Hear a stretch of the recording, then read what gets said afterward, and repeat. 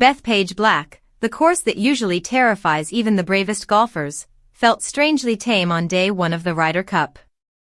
The famous warning sign behind the first tee, the one that warns extremely difficult course, could have been swapped out for something more welcoming, maybe even a coupon for a free beer in the clubhouse. The reputation of Bethpage as a brutal test had been softened, and not just by design. A few days of steady rain had transformed the monster into a playground for the best players in the world. The home team, eager to use every advantage, seemed perfectly content with that. Ryder Cups have a way of making the course itself feel secondary. What matters most are the roars, the reactions, the flags waving across fairways. And on this day, Bethpage's usual bite had been dulled by weather and setup choices that favored low scores. Preferred lies were in play, allowing players to lift, clean, and place their golf balls on the fairways. It's the kind of rule that makes professionals grin: soft turf, perfect lies, and no risk of mud balls wrecking a shot. For bombers like Bryson DeChambeau, it was a green light to attack. The rough, while lush and intimidating from afar, wasn't punishing anyone.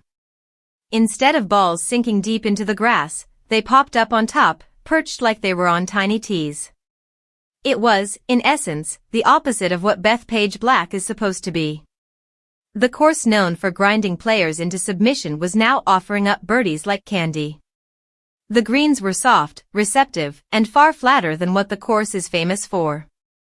Players could take dead aim, confident the ball would stop quickly. The usual fear of firm, lightning-fast greens had been replaced by a rhythm of precision and scoring.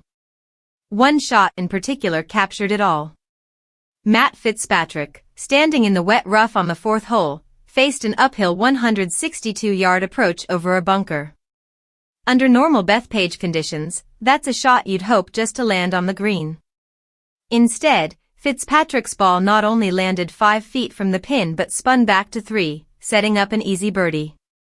It was a perfect visual of how much the course had changed, a gentle giant instead of the feared beast it's meant to be. Still, few were complaining. Birdies make noise. They make crowds cheer. They make television producers happy. And for the PGA of America, the energy mattered as much as protecting Bethpage's legacy.